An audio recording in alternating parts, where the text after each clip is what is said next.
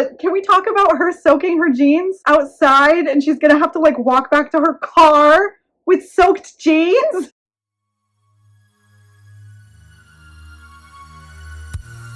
Thank you so much for giving a new booktuber a chance. My name is Shelby and welcome to Shelby Reads. I am house sitting right now, so I'm trying to use like the most inconspicuous part of the house. It is what it is. Please like, comment, and subscribe if you want to hear more about sapphic books. That's all we do on this channel. Have you ever wanted to be fucked by a bear? I personally have never wanted that, but more power to you, I guess. This book is about a shapeshifter who can only turn into either a human or a bear. Bear. Lady Bear. She was a special lady.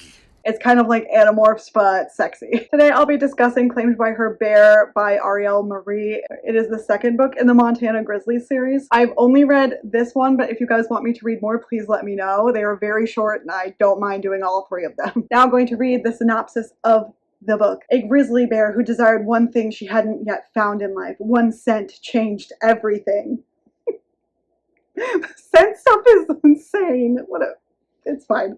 We gotta get through this. Pola Prime was a shifter who wanted to find her fated mate. Watching her sister claim hers left Pola feeling a little jealous. She kept hope alive that she would be next. There was a woman out there for her. She just had to find her. A night on the town revealed a wonderful surprise. Her mate. Chiquita Harper wanted to avoid relationships and just have a little fun. Thanks to her ex, she had a fear of possessive women. She was her own person and didn't want to belong to anyone. But then she met Pola, a bear shifter, who was beautiful and funny and wanted to claim her. Pola didn't want to risk losing Chiquita, so she would give her time. She'd woo her mate and get her to love her. Pola hoped she was enough for Chiquita to forget her past and move toward a future with her. If you love steamy, sapphic, paranormal romance with a possessive bear shifter and her beautiful human mate, then you will enjoy Claimed by Her Bear. This story was intended for mature readers only. You heard it, kids. If you're a kid, get out of here. I'm now going to read trigger warnings to you. Sexual content, domestic abuse, toxic relationship, kidnapping, stalking, alcohol, violence, fat phobia, blood, injury/injury detail, physical abuse, exhibitionism, squirting, and public fornication. The last three were added by me since those aren't categories in Storygraph. Before we begin, I just want to give my usual disclaimers. Number one, this book is not for the author or fans or family of the author or anyone who really loved this series. You might not like the little jokes that I make, okay? Number two, this will contain spoilers. It will contain all of the spoilers. I'm going chapter by chapter through this book, so if you don't want to be spoiled, click off now. Number three, I'm not bashing sapphic books. I think we deserve some good little mediocre reads every now and again, but it's still fun for me to comment on them. Also, no creative work is above critique and review, so.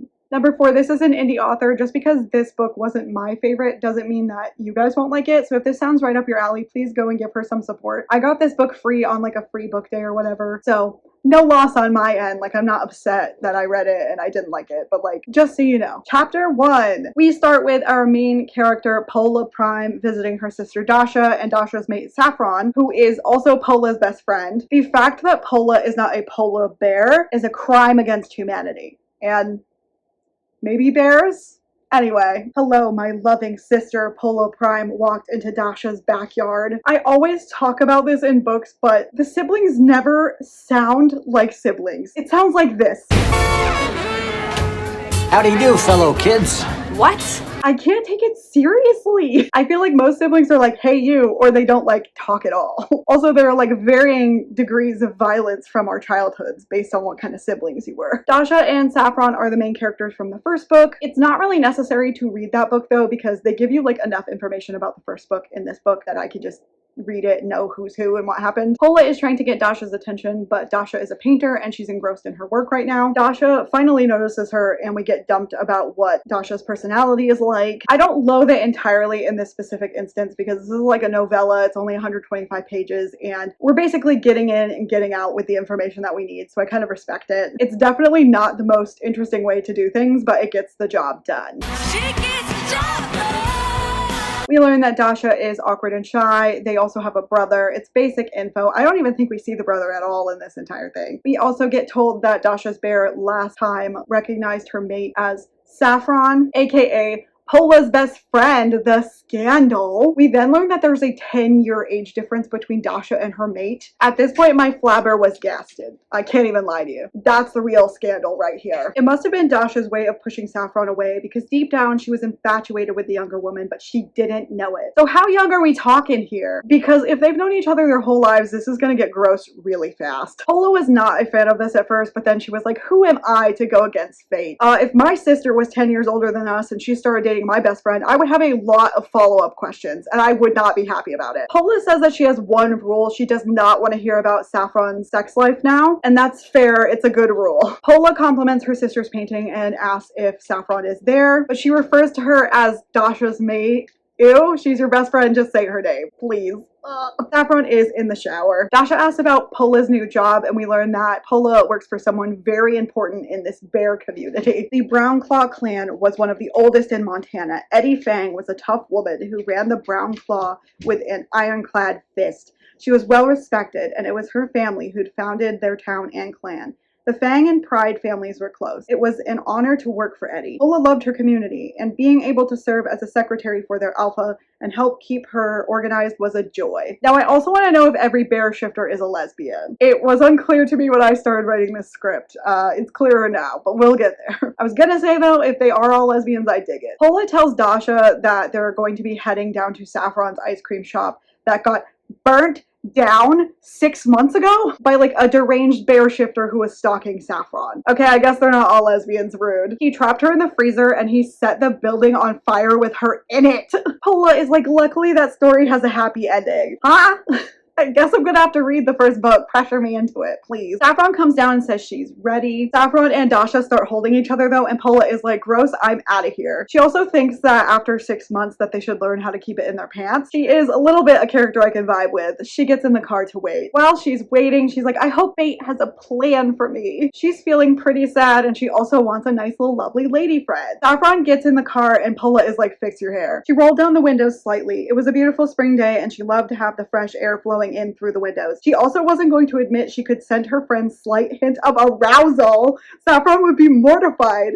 Even though they had grown up together and Saffron was used to shifters, she would still be horrified that Pola could pick up her reaction to Dasha. Do you smell it? That smell. The kind of smelly smell. The smelly smell that smells smelly.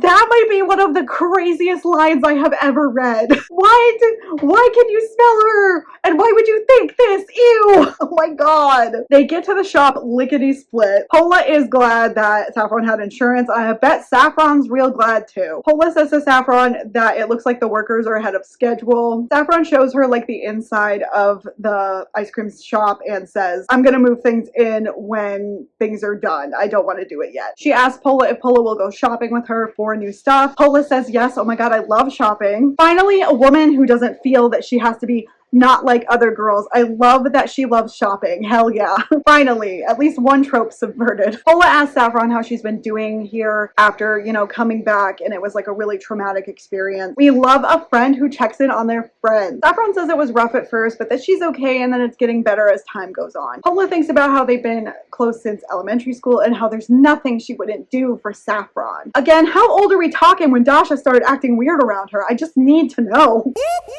That's the sound of the police! Saffron says she tries not to think about it, but that she tries to take it one day at a time. She admits that she wanted Pola to come with her so that she could have someone with her when she came. Pola says, I'll do it anytime, and if you want me to like drop into, I will totally do that. Pola gets distracted and asks who the two handsome men are. Saffron tells her that they're both happily married. If I remember right, they're married to each other, but I might be wrong about that. Don't quote me. Saffron is like, I want to show you the rest of the place, and Pola is like, okay, sure, but like after, are you okay if I like dip? Again, I love that she checks in on her friend. We have so little of this in so many books, and I really like it. I really do enjoy it. Saffron says that she will be a-okay. Pola says that she will also talk to the alpha about potentially having like bear community events at the ice cream shop, which I think is like a cool idea. I genuinely love how supportive she is. I'm not even joking. Write more women like this. The rest of the book leaves something to be desired, but this, nice. Pola goes into the office and then this happens. Pola inhaled, loving the scent of the pine wood. She caught a hint of a floral aroma that didn't go with the desk. Reminded Pola of fresh wildflowers that she would find deep in the forest during the springtime. Her bear sat up intrigued also. She wasn't sure where the smell came from. Saffron didn't have any flowers in her bare office. Why was her bear interested in the scent? Pola pushed it aside and roamed the small area. Ooh, we're about to find our mate! I wonder who it could be. Pola hopped into her vehicle and headed toward her office. The only thing was, now that she'd had that scent in her nostrils, she couldn't stop thinking about it. The faint hint of arousal flared to life. No! I need to get laid, Pola mumbled. It had been a while since she had been with anyone. Maybe she needed a night on the town to find someone to scratch her itch. Shifters, especially bears, had considerable sexual appetites. She was sure she would be able to find someone to have some fun with. Settling back in her seat, she was satisfied with her decision. She couldn't call on Saffron to go with her. Now that she was mated, she wouldn't be going out on the prowl. We're getting a little horny. That smell just did something to her. She thinks about inviting Dasha and Saffron anyway, and I could not because, like, how can you be horny with your sister in the next room? Or, like, anywhere in the vicinity? That's a huge boner kill. Chapter 2. We're now in the love interest POV. Her name is Chiquita Harper, and she works with her brother for Harper Construction. That's the family business that is currently working on Saffron's ice cream shop. Chiquita thinks to herself that it's been like a good year of business and that it's been keeping her busy, which she really needs because she's had a rough last couple of years. She says that she was with a woman who didn't appreciate her, and she said that that relationship had turned sour about 2 years ago and she'd had to escape. Also, just saying that she didn't appreciate her is really underselling it, just so you know. Remember the trigger warnings, people. Bobby Curtis was a woman who had wooed Chiquita. Their relationship had started out almost perfect. She was kind, fun, sexy, and possessive. Everything Chiquita thought she had wanted in a partner. After a year of dating, there were slight changes in Bobby that Chiquita had ignored. She didn't want to think that her lover would do her any harm. Bobby's sexy possessiveness that had drawn Chiquita to her turned into a dark jealousy where rage became involved. So this is a lot of information dumped right on us. I'm gonna go out on a limb here and say that possessiveness isn't usually a super healthy trait in a normal relationship. I'm honestly not surprised that it went downhill. That being said, I feel for Chiquita. I find possessiveness a little hot too, a little bit. I have to have a couple of toxic traits, guys. Mike and Rudy ask her if she's sure she doesn't want to, like, go out on the town with them after work, and Chiquita kind of tries to play it off at first. They remind her that she works too hard and that she deserves to, like, go out and have a drink. She agrees, and now they're all gonna go out on the town. They're going to a local bar. We learn that most of them come from the next town over, about 45 minutes away by car. I know that this is set in Montana, but there is something so New Hampshire about this. How long does it take you to get anywhere good in New Hampshire? At least 45 minutes. The woman who owned the shop was nice, and Chiquita had heard rumors all the way over in Blackfish that some bear shifter had tried to burn her alive in her shop. A shiver went through Chiquita. Her heart went out to the woman. It was never easy to get past trauma, but Saffron appeared to be okay. She smiled and had even fallen in love. Chiquita had met Saffron's mate, Dasha, who was a bear shifter. The look in Dasha's eye when she stared after Saffron made Chiquita's heart skip a beat. She hoped to find someone who gazed at her like that, as if their entire world was centered around her. Hey, as someone in, like, a healthy and happy lesbian marriage, you don't want someone whose entire life is centered around you. I think that was literally part of your original problem with Bobby, my guy. It is healthy to have other interests and to have friends and see other people, like friends and family. Chiquita thinks about how she got Faith watching them, and she will have that one day. Okay, girl. She laments that she isn't patient and that she wants forever with someone. They clean up from the job site and her brother calls her. They talk again like they have never been in a room together. Greetings, fella humans, human fellas. I sure do like hanging out with other humans and talking about things like money and starting wars. Again, I do not know any siblings who talk to one another like this. It's super weird. He asks how everything is going, and she tells him that they're just finishing up and that she's gonna go out with the guys after work. He says that's good for her because she works too hard. Do you guys think that she works too hard? She's excited though because they should be done with this job a few days early. She thinks about how great her and her brother's relationship is, which can't relate. But he helped her to create things when they were younger, and now she makes, like, really cool furniture and she's a carpenter. I will now demand that my wife learns how to do this because I want affordable goth furniture. Goth furniture is like thousands of dollars. It's expensive being goth, guys. He says he called because he doesn't want her working late 5 days a week. And he's also telling her that their mom is going to, like, cook, and she wants everybody to gather around and gather over on Sunday. Chiquita goes on a tangent in her brain thinking about how amazing her mom's food is, but also thinking that it's crazy that none of her family is overweight. Remember when I told you about the fat phobia? You're welcome. I caught that for you. Chiquita says, of course I'll be there. She then gets in her car to go out and she thinks about how like her flannel and jeans are not flattering and she never knows who she's gonna meet. The good news for her is that her future bear mate only cares that she smells the correct way. Her brother asks if she's gonna bring anyone on Sunday and she's like, seriously? He just wants to know more about her personal life and what's going on with her. She thinks about Bobby again and about how she was mentally and physically abusive. She then tells her brother that she's not seeing anyone. She asks him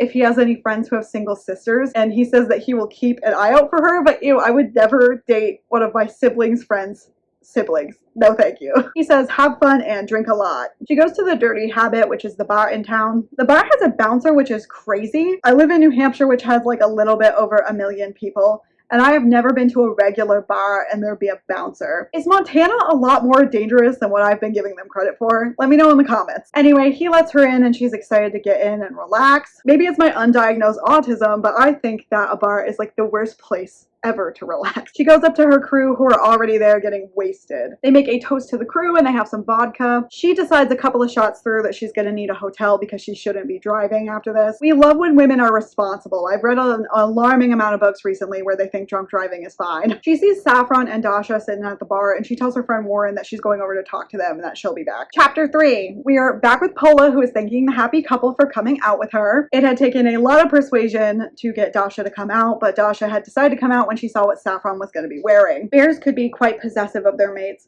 She wouldn't want anyone, male or female, sniffing around her mate. Even though Saffron carried Dasha's mark, it wasn't enough. I know that possessiveness is the kink here. Like, I understand that. I'm trying to accept it, you know? Like, this is a silly, goofy little bear read. I understand that. But it just feels like such a red flag to me, and I think it's partially because in real life it almost always is. I'm glad that everyone in this book is into it, but it makes me want to run away. Got my fight or flight ready to go. Saffron tells Pola she'll be her wing woman tonight. We also learn that it's hard for shifters to get drunk because of their metabolism. That worries me because if they're both at the bar and Chiquita is getting drunk, but Pola is unable to get as drunk as Chiquita, it might be a bit problematic. Saffron is like, we have to celebrate Pola's new job working for the Alpha, and Dasha agrees, and Dasha is like, I'm gonna pay for everything, and Pola's like, who can argue with that? A mood, honestly. She inhaled, scenting a wonderful hint of a floral aroma. She frowned, not sure where it was coming from. The bar held the smells of cigarettes, food, and a fine undertone of sweat and body odors. It's happening, everyone!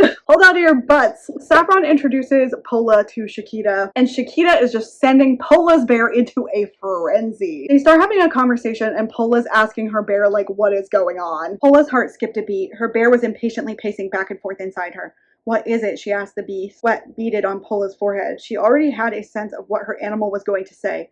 Mate, her animal replied.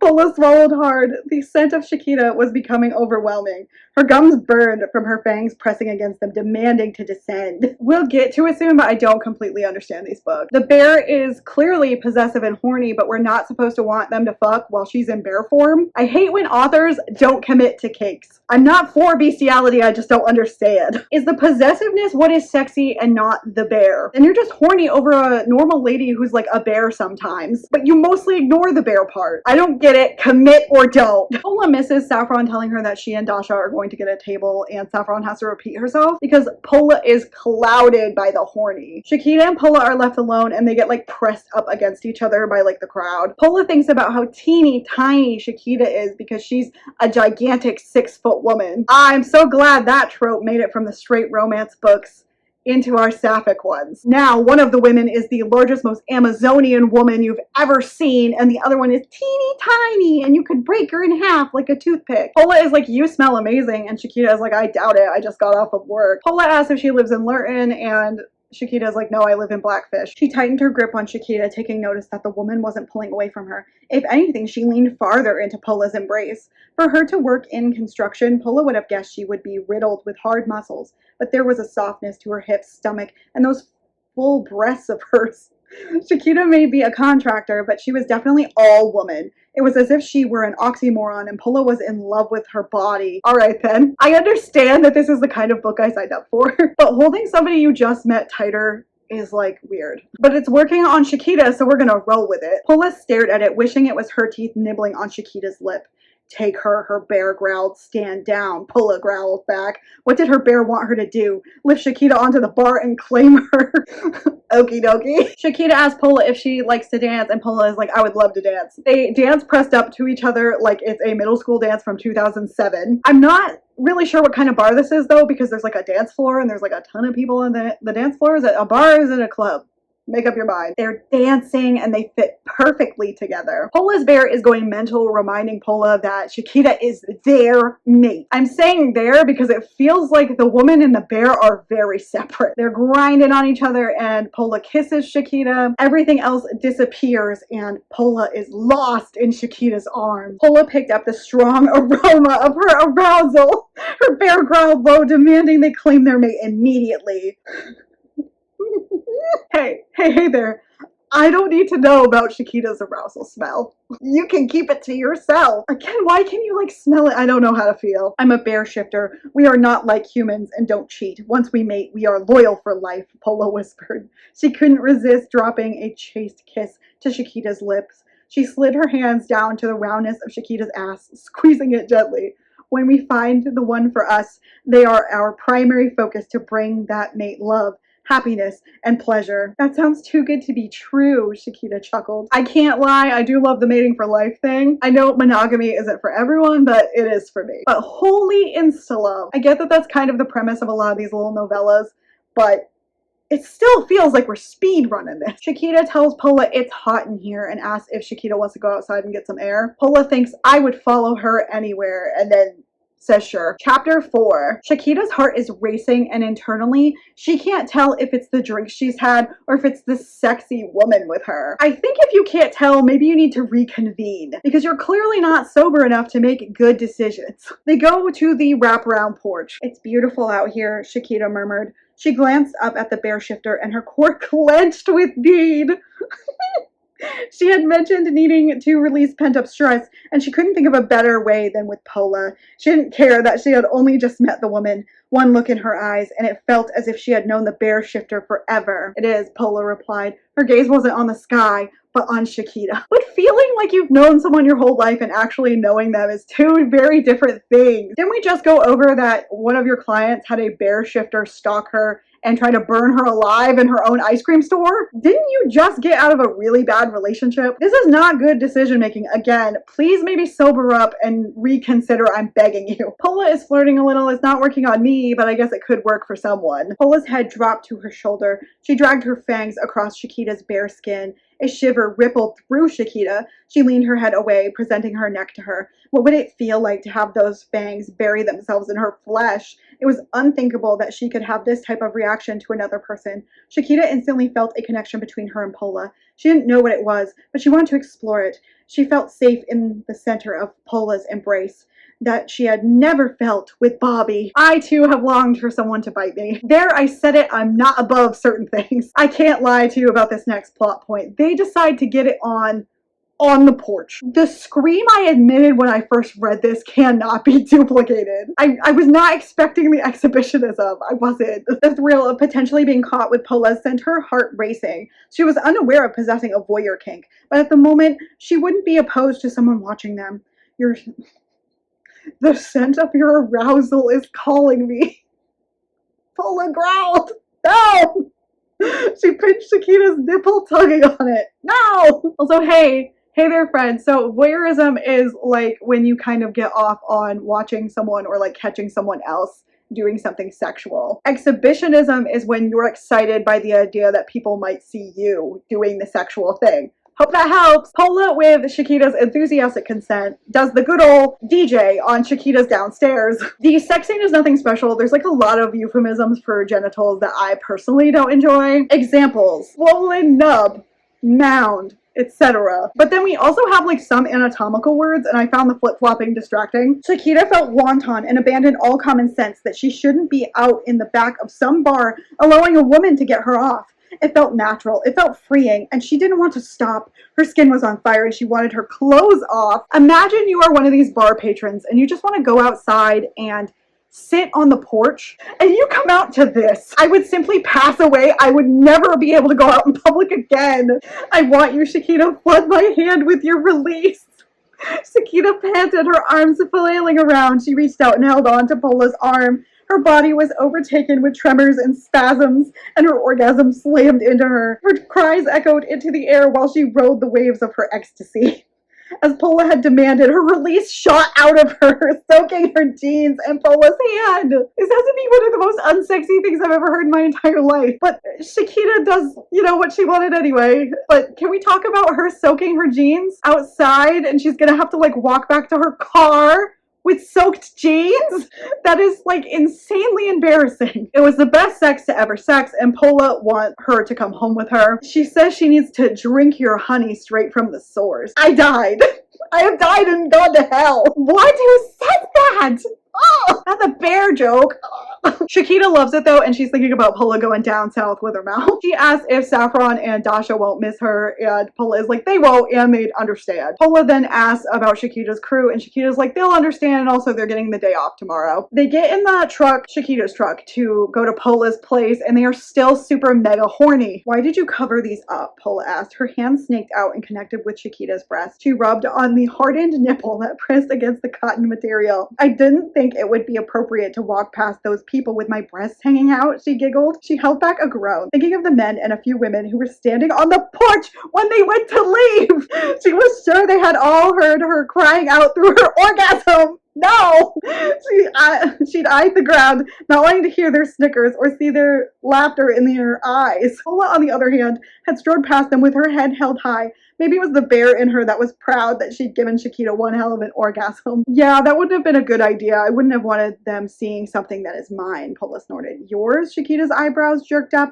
She glanced over at Pola, who shot her a cocky grin. The woman had the decency to shrug. They were speeding along a road in Shakita's pickup truck in the direction Pola had given her. Yeah, tonight you belong to me. Is that so? Shakita grasped at the feeling of her cami being yanked down.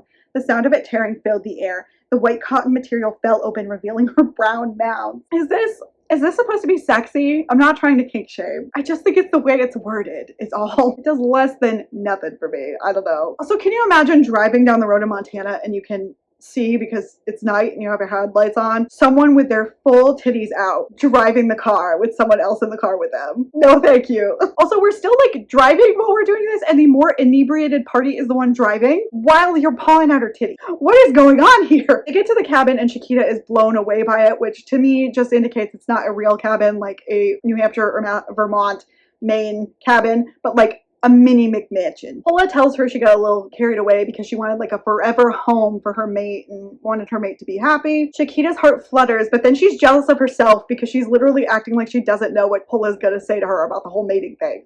What? Give me a character with at least 2 brain cells, please. I promise that when women are horny, that they are still intelligent. They go in and they decide that they'll do a tour in the morning because they still want a bone. No shade, I get it, it's just a fact. Shakita gets naked immediately and Pola loves this. Pola bends down and hoists Shakita over her shoulder like she's a sack of potatoes. As someone who is into muscly women, I get it. I do. Shakita also gets it and loves it. Pola carries her up the stairs, but there's more fat phobia in Shakita's head where she's like, I'm not exactly a light load, I'm 160 pounds. Who are you talking to right now? They get up to the bed and they're ready for round 2. Shakita really wants Pola to give her the mating bite. She really wants to belong to someone, but she's worried that Pola might be the same as Bobby, which is a normal thought to have after you've been in an abusive relationship. Shakita's like, can we not talk about anything serious right now? I just want to enjoy tonight. And Pola is like, okay. Chapter 5. This time they're taking their time in bed and Pola is taking the lead again. Pola is feeling a little bit disappointed because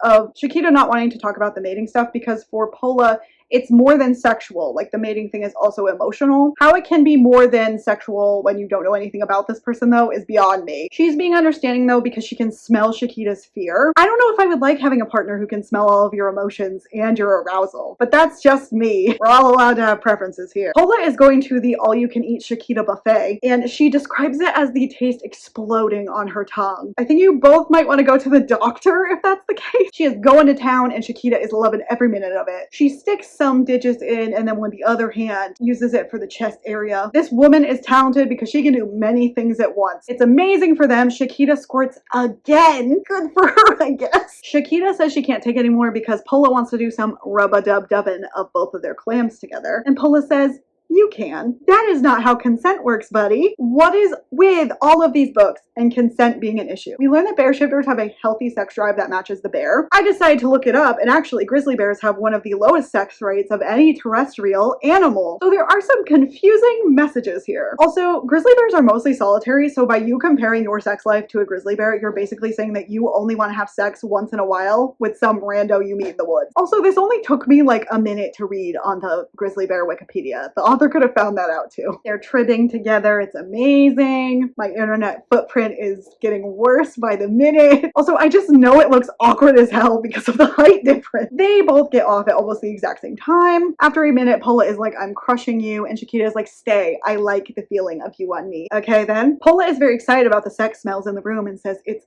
addicting. What am I supposed to do with that? Pola is upset because she didn't get to do the mating bite, but she knows that she needs consent for that. There wasn't enough consent earlier though, so I don't really believe you. Pola checks to see if Shakita is alright, and Shakita is like, I've never had 3 O's that close to each other. Good for her, get it girl. Pola is thrilled by this. They go to bed, and after a while, Pola wakes up to Shakita getting out of bed to use the bathroom that's like connected to the bedroom. You both should have really done that immediately after you had sex. I know not everyone knows about best sex practices, but from your favorite local lesbian here, please pee after you have sex because you could get a UTI.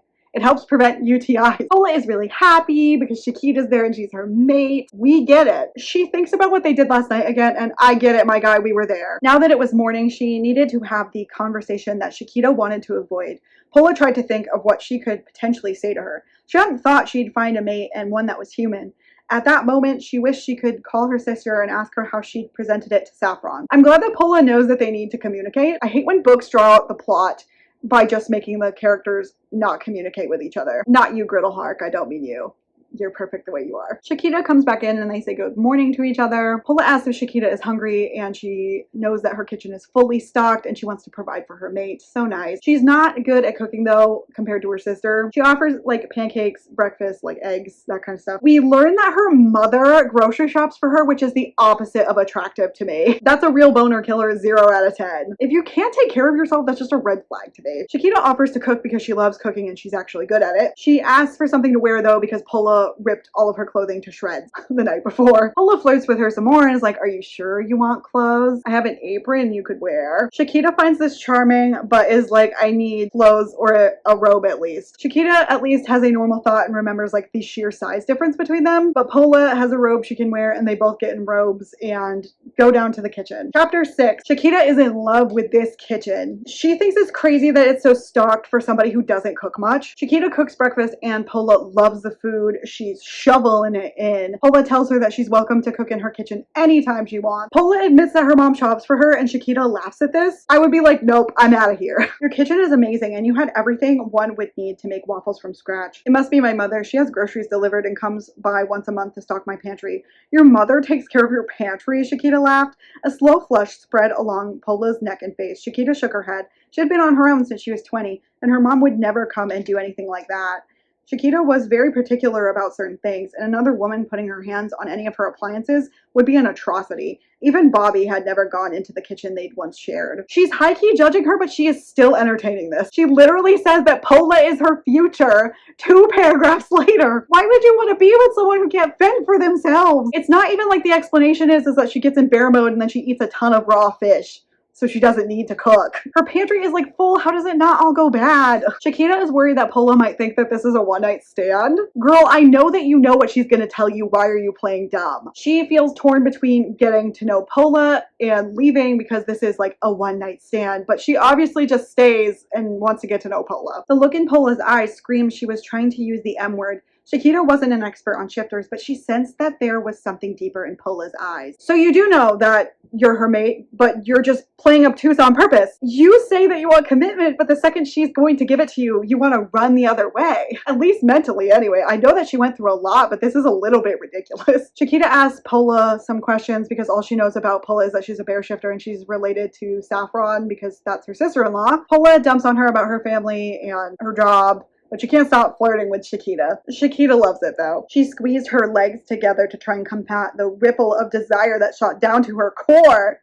Girl, get up. Pola wants to know about Shakita too, and Shakita basically dumps like the same exact information, family, business, that kind of thing. While she's saying this, she and Pola are getting physically closer, and Pola asks her if she's nervous, and Shakita is like, where's she getting that from? Pola explains that she can hear her heartbeat getting really fast because of her advanced bear hearing, and that she can also tell like her emotions. Grizzlies actually do have a good sense of hearing, so we will give the author a point for that. Shakita gets self-conscious about just being a human and not having those kinds of advantages. Personally, this universe as a bear shifter seems like my personal version of hell. Like, you don't get to choose who your mate is at all. It could be anybody. You could have literally nothing in common with them. Your mate could be a human who is polyamorous. Your mate could be a billionaire. Ugh. Pola decides now is the time to have a heart-to-heart and doesn't know why Shakita is like holding herself back. But then she kisses her roughly and like, girl, she can't answer you if her mouth is busy. You're literally blocking her mouth. Pola pulls back and runs her tongue along the full length of her neck. No thank you. I'm good. Pola says that she will give Shakita all the time she needs for the mating bite and also tells Shakita that she is her mate. Shakita is again afraid that the same thing will happen to her. We've been over this. She tries to tell herself that the past is the past.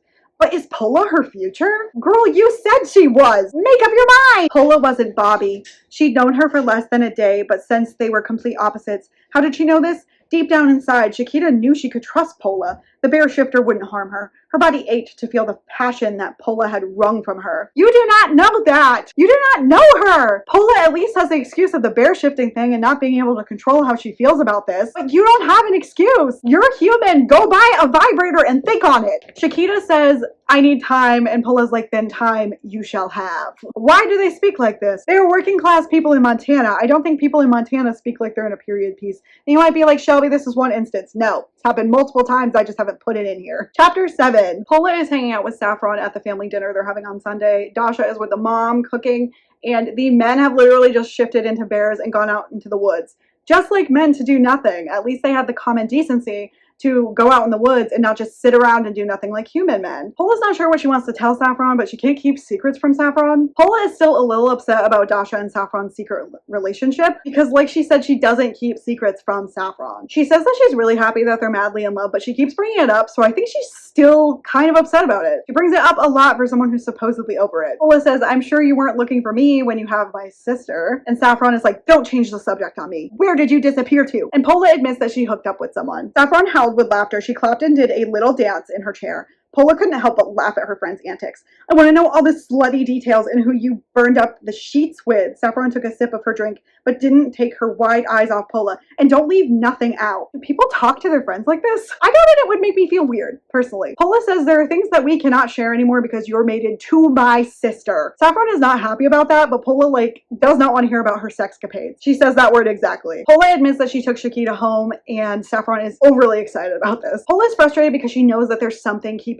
Shakita from accepting that they're mates. She doesn't think that it's ignorance about shifters and their lifestyle. She thinks to herself that she will get rid of Shakita's doubts and she will prove to her that they will be great mates for one another. You could just try like a regular date, dating like humans and building a relationship in an organic way? No? Saffron knows that something is up immediately and Pola admits that Shakita is her mate. Saffron says, that's wonderful, but why do you look so sad? Pola hesitates explaining to her human friend how she feels as a shifter who has these feelings like instantly, whereas humans don't. Some shifters went their entire lives without ever finding their destined mate.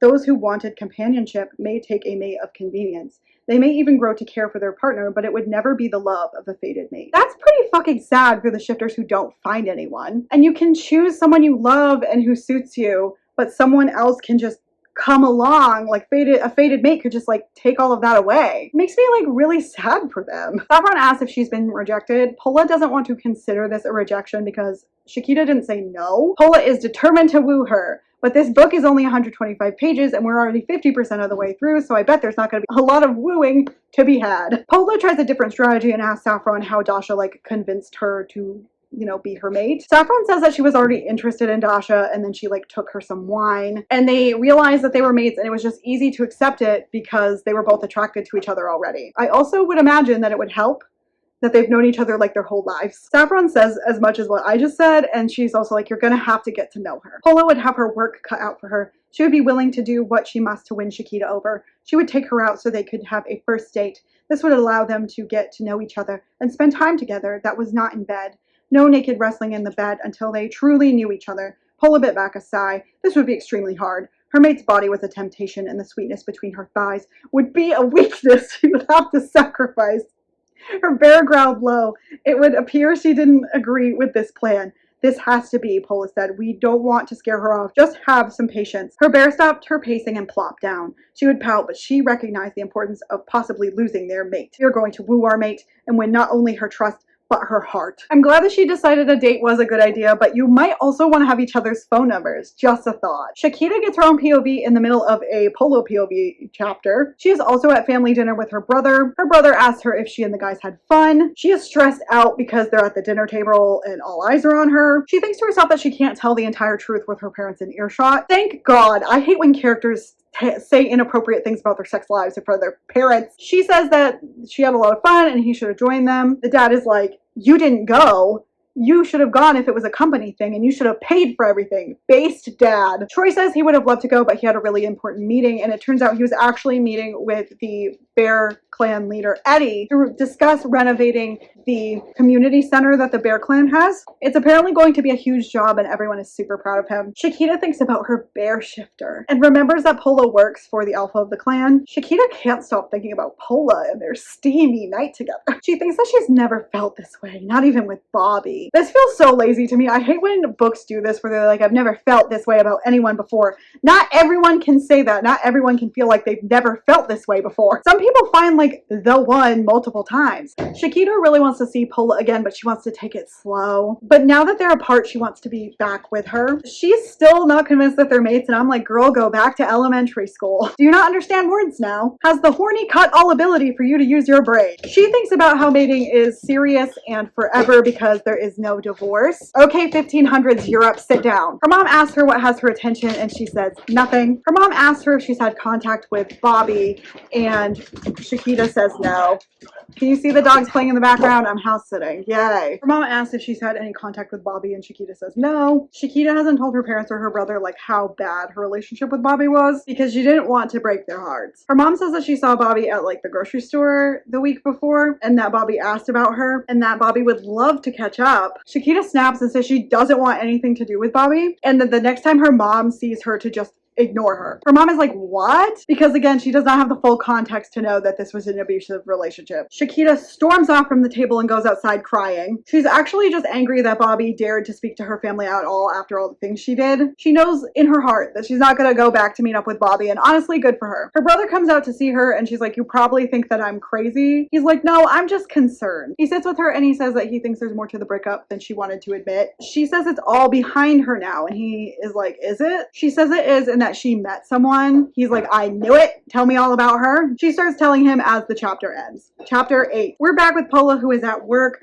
but she can't stop thinking about Operation Woo Her Mate. She's planning to go to the farmer's market and pick up some like home-cooked food because she's not great at cooking to give to Shakita for like a dinner, which is thoughtful, and I would fall for that. Also, showing a woman that you can afford the farmer's market is a flex. It's a lesbian flex. Her alpha, Eddie, comes to the doorway of Pola's office, and Pola's bear immediately bows down and submits to the stronger bear. Kinky. I would like to remind you all that grizzly bears are mainly solitary animals, and that there is no hierarchy in the way that humans think there is with wolves, which by the way is also inaccurate, because the guy who studied it studied a group of wolves who weren't even related, so they didn't act like they would in the wild because most wolf packs are family. The more you know. You tell my wife's a dog trainer. Eddie says they don't need formalities because Pola's family is so close with Eddie's family. She's there to ask Pola to set up a meeting with Harper Construction for the renovations for the community center that we talked about. Pola is thrilled because fate is pushing her mate towards her. Pola says that she will send a meeting request out right away, but also is like, are there any days or times or places you want to do it? Eddie is like,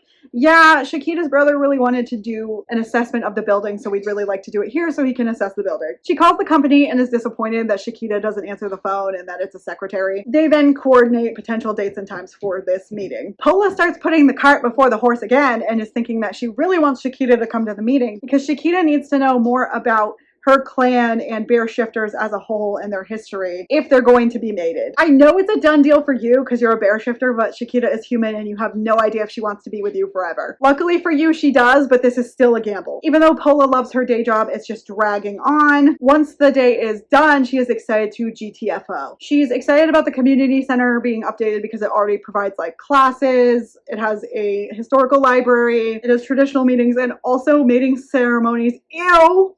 What the fuck? If you're gonna be a bear, apparently you have to be an exhibitionist. That's the law. Pola is going to go get the supplies for dinner, but her bear is itching to come out. She tells her bear that once they get home, she can come out, just not in the center of town. The humans wouldn't appreciate a large grizzly bear scampering down the road. She giggled at the picture. It would be funny, but she'd hear it from the alpha.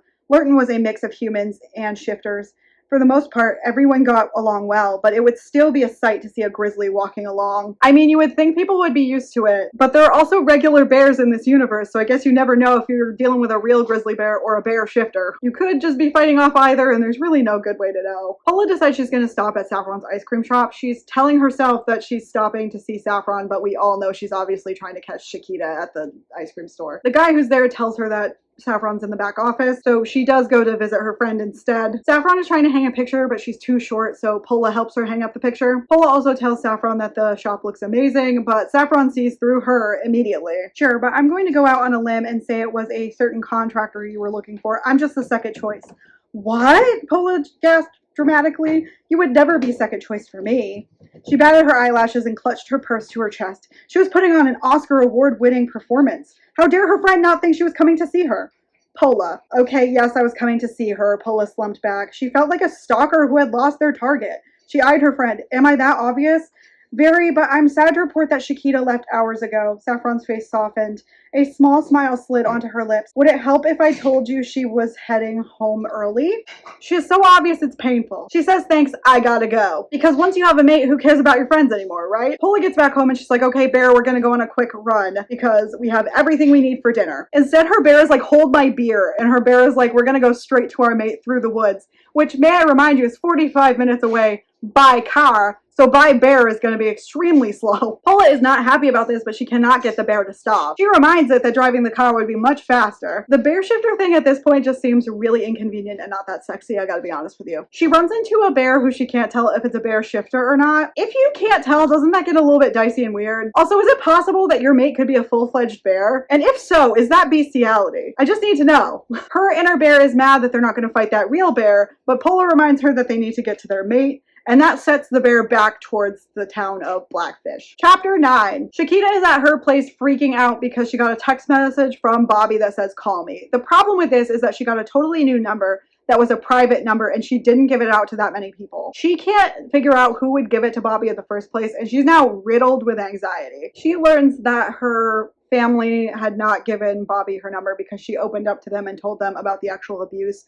Her family really surrounded her and was like, they were so sorry and they wished that she had told so that they could be there for her. I don't get these characters though who grow up in a loving, happy family and then they think that their parents are going to be like the worst people ever. Like, if they didn't support her because she had been abused, that would be awful. But there was no evidence to support that they were going to be terrible. And I think sometimes authors accidentally write in a little bit of like real world experiences into books. And I don't, like, I relate to that, obviously, like the more terrible side of this stuff, but at the same time, like, this doesn't really line up with this character's family background. She isn't going to answer the message and decides she's going to get some air on the patio. She relaxes out there for a while before she thinks about inviting Pola over for dinner. Great minds think alike, apparently. She's still very into Pola despite her reservations due to the past abuse. Personally, I think it would make more sense for the character to be avoiding commitment because of the past abuse, but this is a novella, so we can't do anything really super meaningful for some reason. If they were truly meant to be together, then Pola wouldn't have a problem with doing things her way. Satisfied with her idea,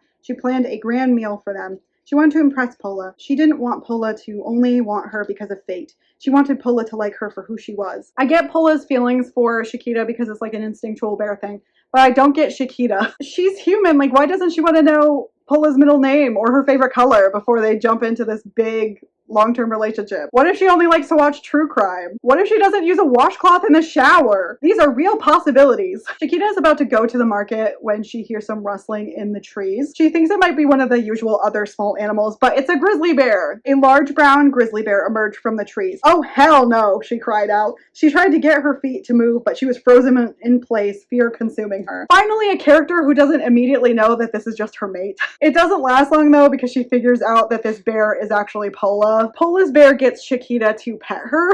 Again, I really can't get behind Pola and the bear not being one and the same person. I wanted a brother bear situation, and it is giving me something entirely different. She asked the bear to give Pola back to her, and the bear is not happy about this, but she does do it anyway. Also, if the bear and the person are separate and they have the same mate, is that polyamory? Is it also bestiality? I need to know. Pola is there and she's naked, which answers one of my questions. So I guess they really do get naked every time they shift. Like, do they get naked or do their clothes get shredded? We're gonna find out later. Chiquita is having a hard time not staring at her naked body. Pola says sorry, but that like her bear was determined to meet her. Chiquita is like, that's okay, she's beautiful. Again, polyamory / bestiality?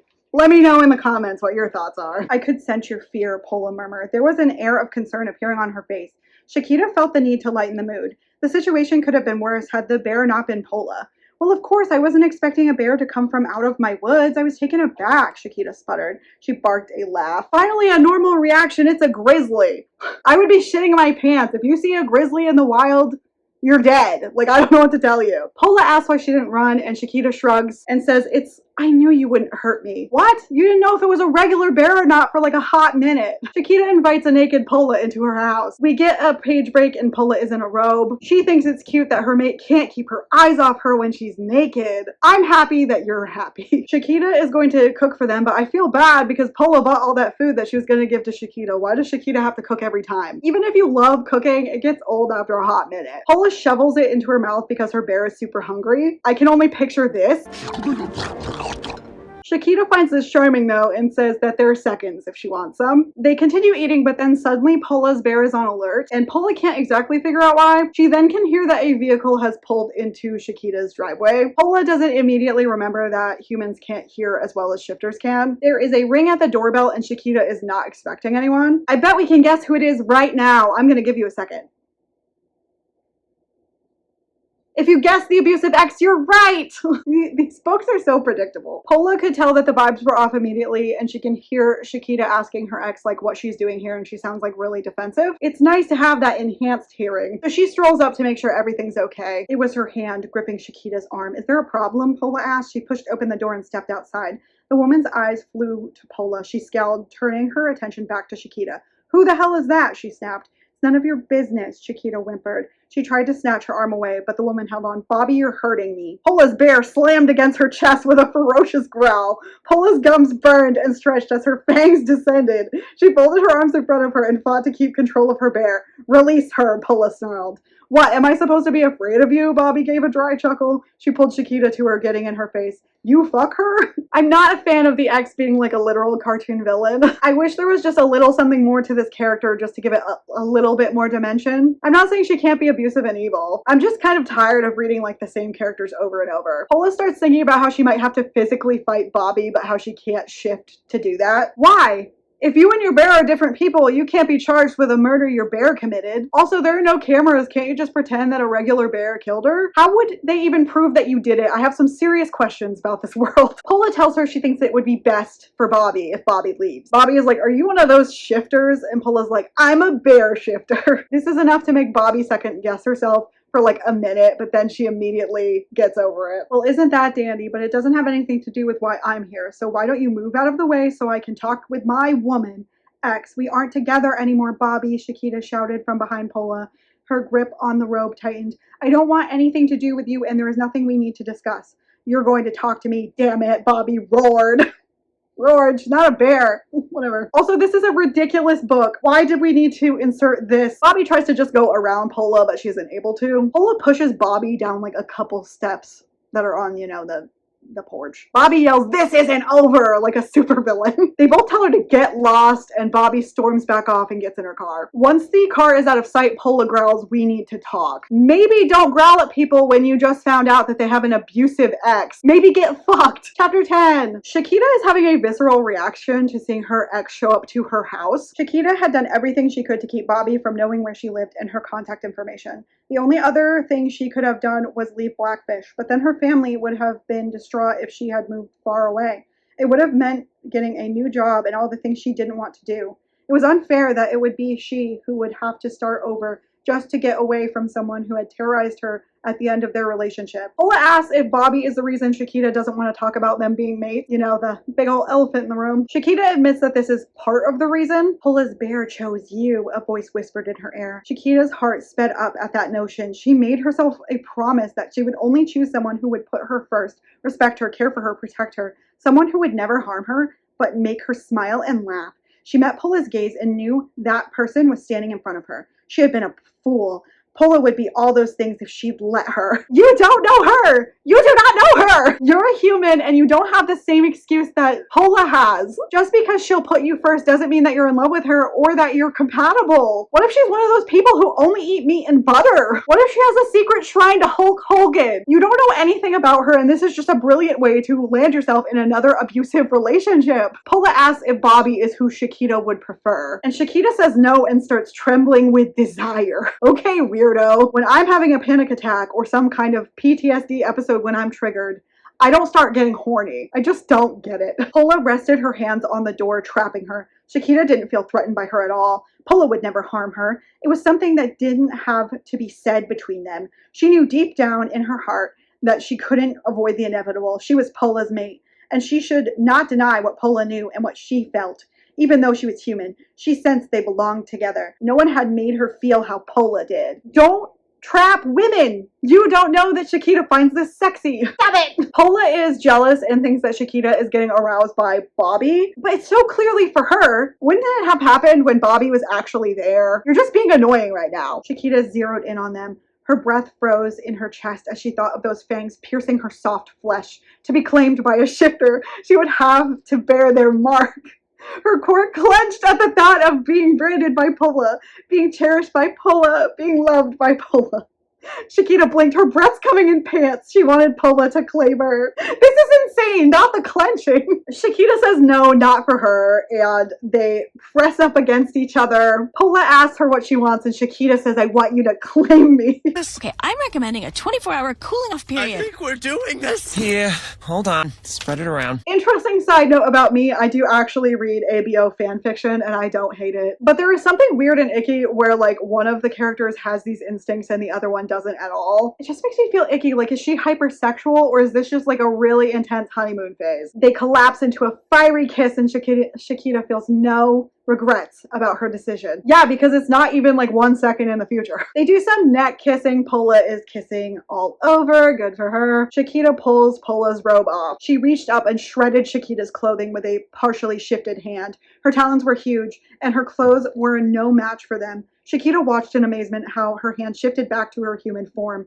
Pola assisted Shakita in brushing the tattered remains of her clothing to the floor, leaving her completely naked. You better be replacing those clothes. Clothes are expensive. If somebody shredded my goth clothes like that, I would be suing for compensation. They go back to making out, and then Pola checks in with Shakita again to make sure she understands what she's asking with the whole claim her thing. She also explains it to her. It's exactly what Shakita wants to hear, so she's like, claim me. They're back to making out again as you do. Pola's hand travels down and touches a nub. I'm trying to keep my YouTube channel okay. That's why we have to use terrible euphemisms. Also, this book also calls it things like that, so I'm just matching their energy. Pola asks if Shakita likes it. When Shakita doesn't answer right away, she's like, I didn't hear you, mate. This triggers my fight or flight instinct for some reason, and I cannot explain it. To show you how much these sex scenes gross me out, here is a list of words used. Slick folds, slit, bundle of nerves, sensitive flesh, hot core, mound. I could keep going, but we're gonna leave it here. They move from banging against the door to the couch. We have moved on to fingers inside her hot core.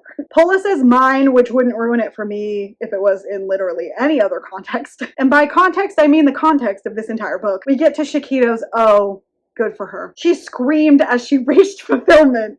It was then that Pola bent down, her fangs sinking deep into the meat of Chiquita's shoulder. The brief explosion of pain was immediately replaced by pleasure. Chiquita tried to draw in a ragged gasp of air, but the sensations coursing through her body took her breath away.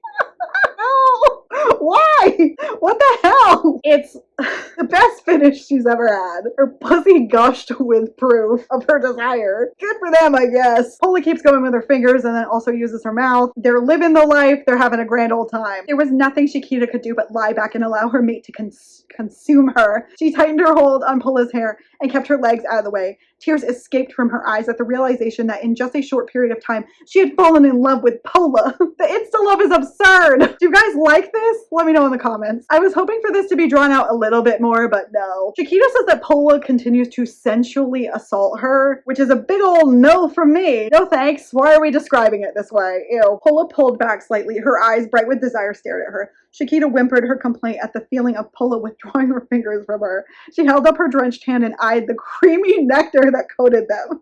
You taste as sweet as honey, Pola murmured. I hate these descriptions. I can't lie to you. Get me out of here. Chiquita's confused as to why she still wants Pola so much, and Pola is like, it's the mating fever. I guess we're just gonna brush right past that because nobody explains it to us. Pola asks where the bedroom is, and when they get there, Chiquita is like, I'm gonna top Pola this time. Good for her. Chapter 11. They spend 5 days mating. Are you for real right now? This is wild. I'm not kink shaming again. I read ABO. I do get the appeal. Pola says that she missed a ton of phone calls and everyone was in hysterics, but everyone was happy as soon as they heard the word mate. Again, I don't really understand this world. Like if someone usually talks to you all the time and they're a bear shifter and then they are MIA for like 5 days, wouldn't you maybe assume that they're banging? I don't know. Am I thinking too much into the logistics of this book? Let me know. Pola wants to sequester them off in a room together, but they have bills to pay. Pola is back at work and her bear is pissed off. Eddie comes in and is like, hey, the offer for you to be away for 2 weeks still stands. Again, if this is like a problem for your species, wouldn't you like have mating leave maybe? Pola says thanks, but she would rather take some more time off when they're figuring out their living arrangements. We are speeding through the insta-love here. Insert U-Haul joke here. The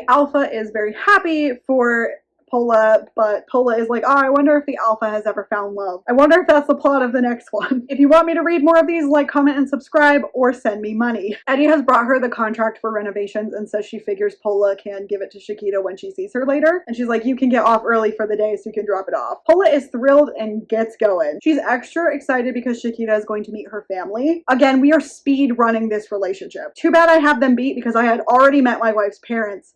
And she moved in with me before we had even gotten together. Checkmate, get wrecked. Pola pulls up like a little ways off from the ice cream shop and Nick and Sega come up to her and they're also bear shifters, I think, and they congratulate her. I do not know who these people are, but they ask her if there's going to be a party. I'm not sure, but that would be fun. We haven't had a good old-fashioned mating reception in a while, Pola mused. Her sister hadn't wanted one.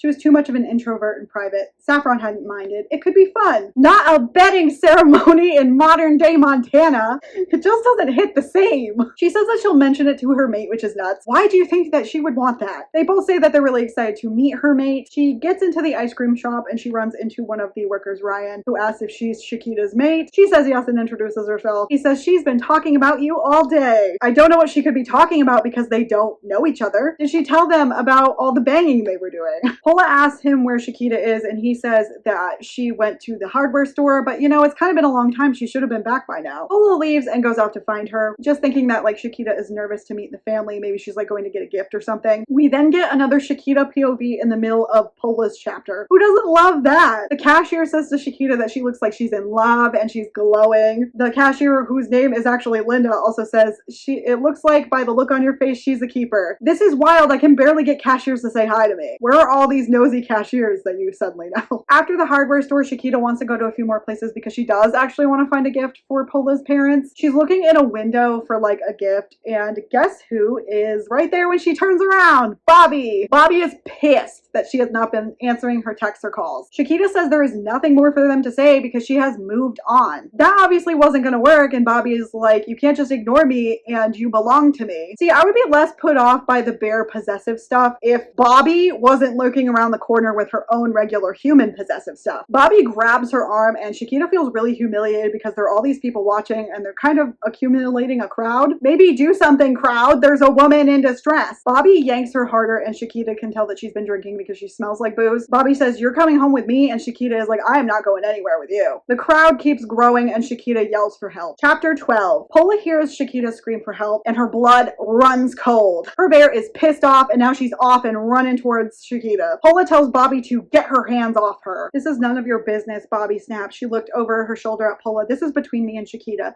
That is my mate you have your hands on. I'm going to tell you one more time, get off her," Pola warned. "Or what?" Bobby challenged. She spun around to face Pola and took a step toward her. "Am I supposed to be afraid of you, bear?" They do the whole "she was mine first" situation. Bobby is very predictable. Things are really heating up and we love to see Pola standing up for Chiquita. But Bobby pulls out a pocket knife. I don't know how you think knife beats grizzly bear, but go off. Bobby says that she'll keep coming for Chiquita because she's hers. Pola tackles Bobby into a car and she smashes the hand that has the knife against the car repeatedly, trying to get her to drop it, but she's not dropping it. Bobby hits her with the other fist that's not occupied. Pola tells her to leave her mate alone. Bobby once again says that she's hers because she's a broken record. "Do you think she would really want someone like you, a shifter? Is there bear shifter prejudice in this world? Is that what we're doing? What is this shifter prejudice doing in my little read?" Also, we're 90% done. This is a little late to be dropping that in. Pola is not much of a fighter when she's in her human form, and she turns back to go to Chiquita, and Bobby stabs her in the shoulder. Bobby says, "Don't turn your back on me, fight me like a woman."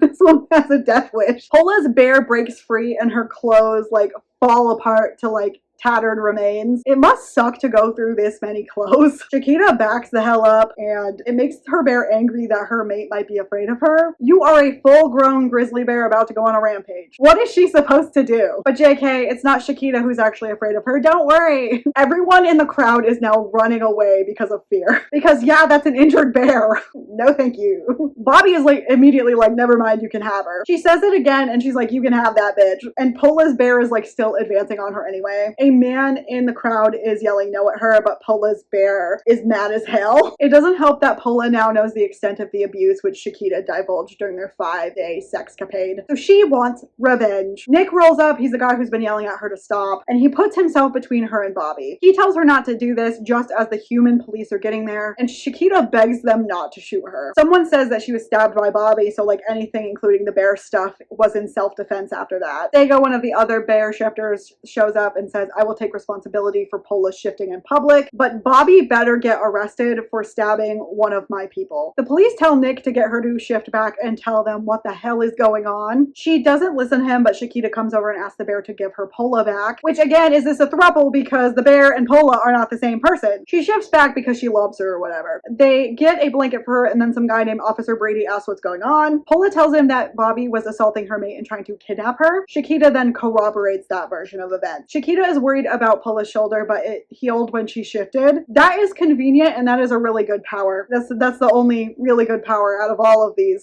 Officer Brady says that they're going to be needed at the station and that Nick is going to have to come because all clan members have to be escorted by either like one of the Bear Clan enforcers or someone who's one of the elders. I think that they should have a lawyer instead, but what do I know? Pola asks if she can get some clothes first, and they're like, that's fine. Sega says that he will let the alpha know what's going on. Pola asks Chiquita if she's okay and if she's sure she's not hurt. "She didn't hurt you, did she?" Pola asks. "No, you came just in time." Chiquita's eyes watered again with unshed tears. She rested her hand on Pola's. A small smile appeared on her lips.